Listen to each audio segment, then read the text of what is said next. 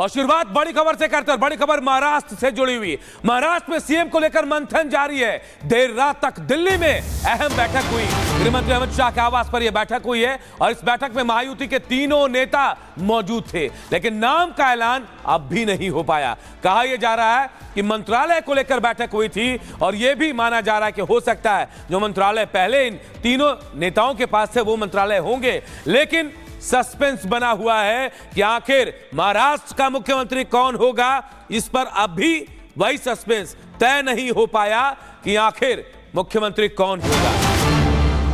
और इसी बीच एक और बड़ी खबर आपको बता रहे हैं महाराष्ट्र से जुड़ी हुई। महाराष्ट्र में बीजेपी विधायकों की आज अहम बैठक होने वाली और आज विधायकों की बैठक में देवेंद्र फडणवीस को विधायक दल का नेता चुना जा सकता है। केंद्रीय मंत्री अश्विनी वैष्णव को पार्टी ने पर्यवेक्षक नियुक्त किया है।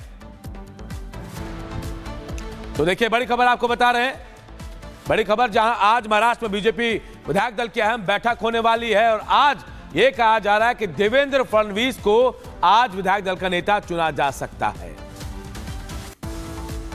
तो महाराष्ट्र में महायुति की बड़ी जीत हुई, लेकिन अब सीएम का इंतजार लंबा होता जा रहा है। देर रात तक दिल्ली में 2 घंटे तक मंथन हुआ, लेकिन शाम को लेकर सीएम पद को लेकर कोई ऐलान नहीं हुआ। महायुति के कमान कौन संभालेगा उसके लिए शायद अभी थोड़ा और इंतजार करना होगा। रिपोर्ट दिखाते हैं।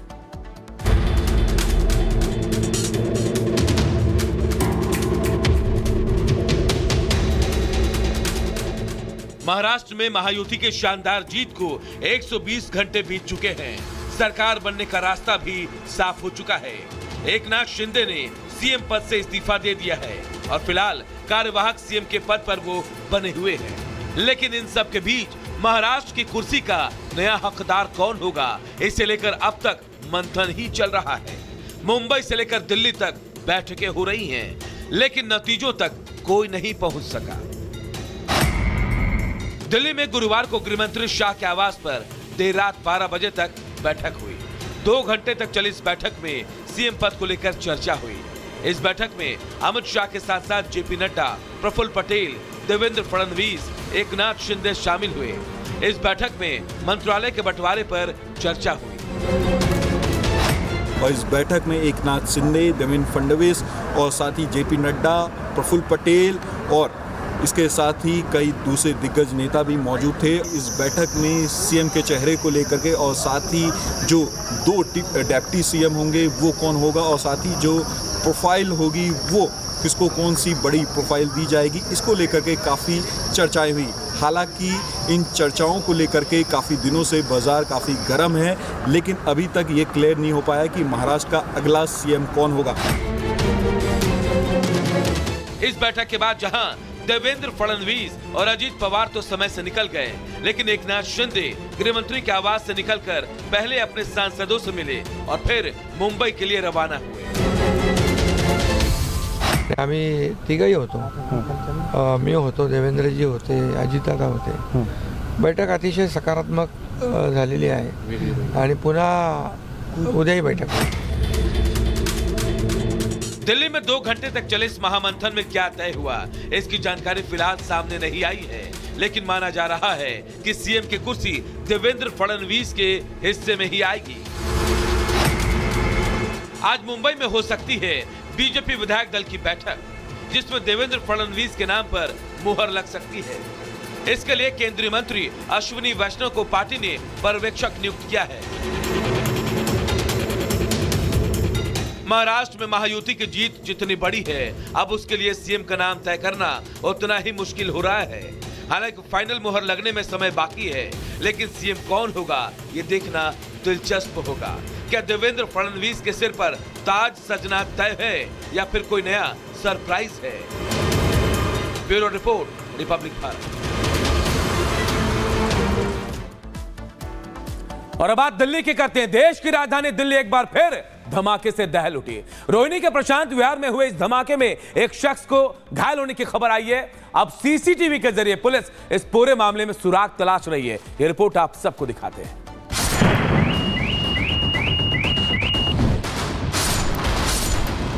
दिल्ली के प्रशांत विहार इलाके में गुरुवार को एक विस्फोट हो गया। विस्फोट के चलते आसपास अफरा तफरी मच गई। यह विस्फोट पीवीआर के पास हुआ। हालांकि इस घटना के एक सीसीटीवी वीडियो भी सामने आया है। सीसीटीवी में देखा जा सकता है कि विस्फोट के बाद आसपास धुआं ही धुआं हो गया। धमाके में एक शख्स को मामूली चोटें आई हैं। सूत्रों के मुताबिक रोहनी के प्रशांत विहार में डीवीआर के पास ये धमाका हुआ। पुलिस ने मौके से 10 से ज्यादा डीवीआर कब्जे में लिए हैं। संदिग्ध ने विस्फोट के लिए कूड़े वाली जगह का इस्तेमाल किया। दिल्ली पुलिस आसपास के सीसीटीवी को खंगाल रही है। इस बार जो केमिकल का इस्तेमाल किया गया उसकी मात्रा कम थी। पिछली बार मौके से तार मिला था, लेकिन इस बार ऐसा कोई तार नहीं मिला। बताया जा रहा है कि यह धमाका लो इंटेंसिटी का था। इस धमाके में सफेद पाउडर का इस्तेमाल किया गया है, जो वहां बिखरा पाया गया। धमाके के बाद एक और वीडियो सामने आया जिसमें सफेद धुआं दिखाई दे रहा है। ज्यादा धुआं होने की वजह से लोग यहाँ खांस भी रहे हैं। ये वीडियो पीवीआर के बाहर से बनाई गई है। ये धमाका दिन के 11:33 पर हुआ था। हालांकि दिल्ली पुलिस के साथ साथ एनएसजी भी अब इस मामले की छानबीन कर रही है। देर रात एनएसजी की टीम भी मौके पर पहुंची थी। पिछले महीने ही इसी प्रशांत विहार में सीआरपीएफ स्कूल की दीवार में धमाका हुआ था, जिसकी गूंज 2 किलोमीटर दूर तक सुनाई दी थी। अब एक बार फिर हुए धमाके ने दिल्ली पुलिस के माथे पर बल ला दिया है। फिलहाल दिल्ली पुलिस ने मामला दर्ज कर छानबीन शुरू कर दी है। Bureau report, Republic Bharat. और बात बाबा बागेश्वर की, जिन्होंने सनातनी अलख जगा दी है। एक बागेश्वर बाबा से देश नहीं बचेगा। अब सबको बागेश्वर बाबा बनना पड़ेगा।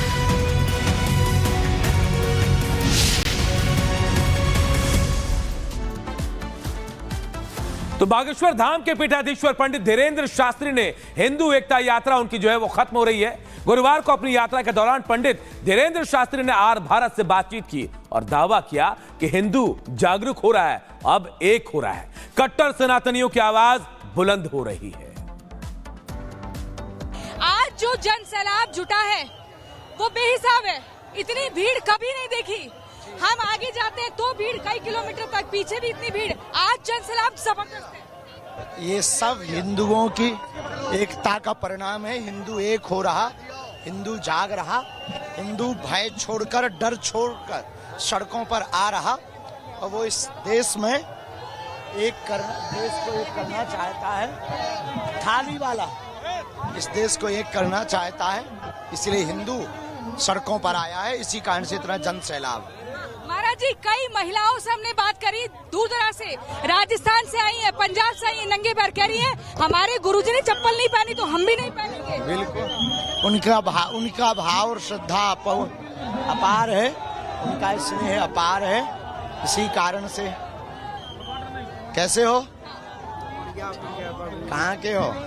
यही भाव दिख रहा है। कोई आरती लेके खड़ा होता है शाम को, तो कोई फूलों की थाली लेके खड़ा होता है। यूपी का बुलडोजर दिख रहा है, तो यूपी के नेता राजा भैया भी दिखे हमें। हाँ, कह रहे यही वक्त की मांग थी। हाँ? यही वक्त की मांग है जी। वो हमारे बहुत स्नेही हैं राजा भैया। धाम के प्रति उनकी बड़ी निष्ठा है। आपके प्रति भी निष्ठा है। बिल्कुल, वो कट्टर सनातनी हैं, अद्भुत हैं। और आज छत्तीसगढ़ के एक ऐसे बब्बर शेर आए हैं हिंदुत्व के, जो हिंदुओं के बच्चों को बचाने के लिए जेल तक की रोटियां और लाठियां पुलिस की सही हैं, पर आज वक्त ने और हिंदुओं ने ऐसा कर दिखाया कि वो छत्तीसगढ़ के डिप्टी सीएम श्री विजय शर्मा जी आपको छत्तीसगढ़ न्योता देने आए महाराज जी। छत्तीसगढ़ में भी करेंगे। छत्तीसगढ़ प्रभु श्री राम का ननिहाल है, वहाँ वनांचल क्षेत्र है, वहाँ सभी हमारे परिवार के आदिवासी भाई रहते हैं, और हम चाहते हैं कि उनको आदिवासी नहीं अनादिवासी बोला जाए। इस यात्रा का पड़ाव, अगला पड़ाव किस राज्य से होगा? अगला पड़ाव किस राज्य से होगा? ये कल बताएंगे यात्रा विराम पर। खेल पूर्ण होने के पहले नया पत्ता नहीं खोलेंगे। लेकिन महाराज जी, आपकी स्टेटमेंट से लग रहा है कुछ और बड़ा करने आप जा रहे हैं। सनातनियों को एकजुट करके ही मानेंगे। जो कर रहे हैं सिर्फ वही करेंगे। वो दादाजी को बुलाओ, सफेद शर्ट पहने हुए बेचारे सीधे साधे। लेकिन महाराज जी, आप युवाओं को तो एकजुट कर रहे हैं, देश के लोगों को कर रहे हैं, लेकिन राजनीति से भी आपको लगता है कि ये जात पात हटना और मिटना चाहिए? बिल्कुल हटना। इस देश में समानता का अधिकार है, इस देश में सब एक हैं, तो हम क्यों ना एक हों। ब्राह्मण नेता या राजपूत नेता शूद्र के साथ खाता भी नहीं है। जज्जी को बुला लो। ब्राह्मण नेता हो, ऊंची जाति का हो, नीची जाति के साथ खाता नहीं है, कैसे राजनीति से जात पात ऐसा बिल्कुल भी नहीं। ये भी है, सवर्ण से आते हैं, सब घरों पे जाके प्रसाद पाते हैं, कोई भेदभाव नहीं, कोई छुआछूत नहीं। हम तो सबके साथ पा रहे हैं। अब रही नेताओं की, तो ये तो नेता ही है। और जज्जी तो ऐसा कुछ भी नहीं है। उसी को मिटाने के लिए ये जो कुछ कुरीतियां रही, कहाँ के हो? बिहारीपुरा से। उन्हीं कुरीतियों को मिटाने के लिए यह पदयात्रा की जा रही है। बांग्लादेश में हिंदुओं को परेशान इसलिए मिटेगा पक्का। महाराज जी, बांग्लादेश में हिंदुओं को इसलिए तो नहीं परेशान किया जा रहा क्योंकि भारत में आप जैसे लोग एकजुट कर रहे हैं, तो वो सोच रहे हैं हम भी अपनी ताकत दिखाएं। अब हिंदू वहाँ एक देखो, हमको इस बात से दुख है कि बांग्लादेश में इतने हिंदू परेशान हो रहे हैं और भारत के एक भी मुसलमान ने अपील नहीं की है कि भारत में हम सब सुरक्षित हैं और हिंदू लोग हमारा सपोर्ट करते हैं।